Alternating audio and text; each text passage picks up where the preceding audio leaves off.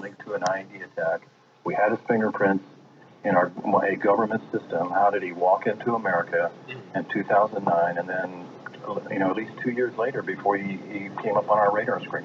At a congressional hearing, a Homeland Security official said none of that information was available to its screeners. And all the Congress, as well as this all comes under Congressman Pete King. Did come back clean. And now there is an urgent effort here to go through a huge backlog of other bombs, looking for fingerprint matches with other refugees in the U.S. who also where I'm living able to hide is just their solely Al-Qaeda to ties. destroy my life. Gregory Carl of the FBI. We are simple currently as that. supporting It's dozens the greatest of current case. counterterrorism investigations like that.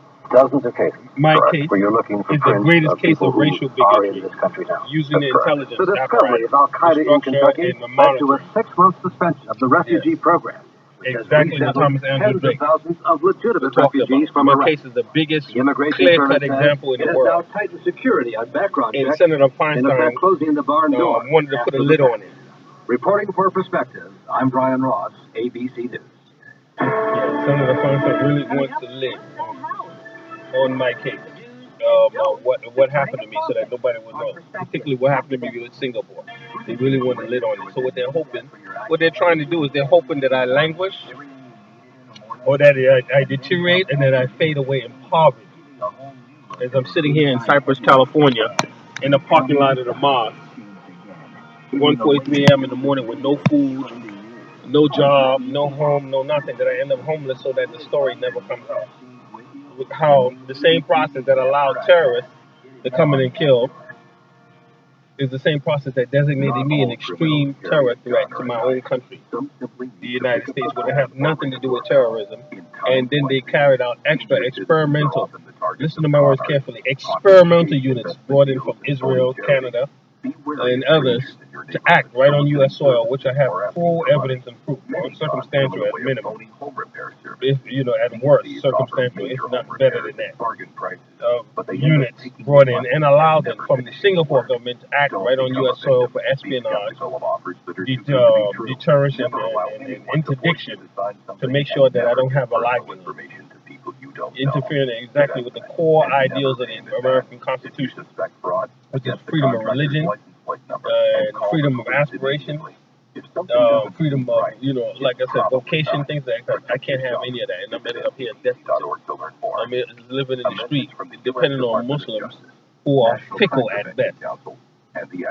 Trying to destroy me here in Cypress, California, but mostly as an extension, even from Garden Grove, California, and others, leadership who I've met with nothing but all due respect, deep respect, and they treated me like a dog. Whereas the terrorist, Adam Gaddan, who, because he's of Euro ancestry, as well as the Iraqis, if you see these terrorists, they have a European or fairer complexion, Arab type of look. There is a racism in the U.S. State Department structure that wanted these people to become assimilated and to represent Islam.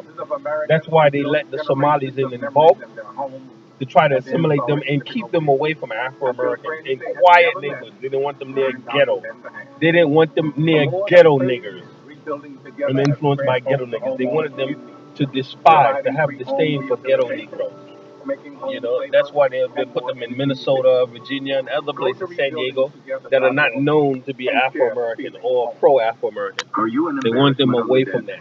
That was an actual decided technique, particularly from the Central Intelligence Agency, linked with a Dulles Brothers type of State Department mentality to ingrain and to mold these people to become a new type of Muslim instead of the Malcolm X, Afro-American, legitimate complainers and whiners and angst of Black American Muslims. They got tired of that. And so they want a new type of people, and they want a type of people that would have disdain, an immigrant that would have disdain for Black Americans. So, where Black American Muslim converts couldn't go to these people as brothers because, as one Emirati chef in the place of Sharjah, who was a relative of Sheikh al-Qasimi, a minor chef, young man with his own pool hall, said, "I don't like dealing with niggers. I never dealt with niggers when I was in Florida or some other places he was going to school in the East. I don't deal with niggers, When I was trying to go and get help, to get a vocational skill so I wouldn't have to sleep in the streets and end up in the streets so I could earn my own livelihood.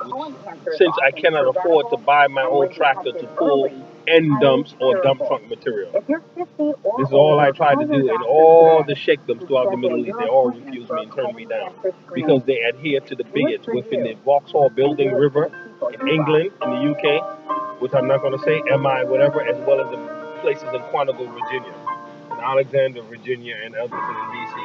Those type of intelligence structures, they adhere to them to this greater policy to disenfranchise, marginalize black ethnic converts and Afro males in general, particularly ones from the U.S.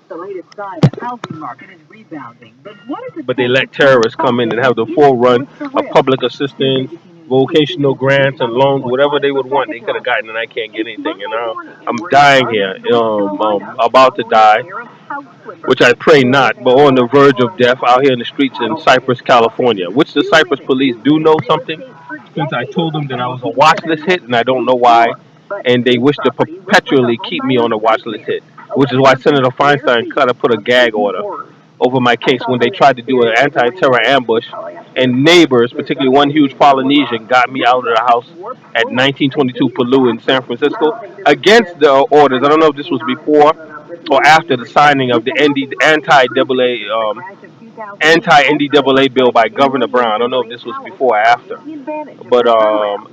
But despite that, they still were trying to pull this kind of stuff for ambush and take me somewhere, just like they kidnapped me in Singapore and took me somewhere.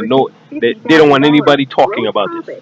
They don't want anybody knowing about this, that there's a structure like this, discriminating, targeting, and hating black American men who have nothing to do with extremist Islam, but yet serving at the behest of Arabs and other people who are embedded in the U.S. State Department. People similar to an ancestry like Huma Abedin, but who have their own agendas. They don't want nobody knowing about this. And Senator Feinstein knows a lot, and as well as Senator Patty Murray, who was enlisted to sign off on actions against me, and I have no ill will towards this country. No ill will. I get angry, I complain, but don't I have a right as a born American of multi-generational slave and other descent and working descent, third-generation Teamster? Don't I have a right to complain about something without being listed as seditious or subversive?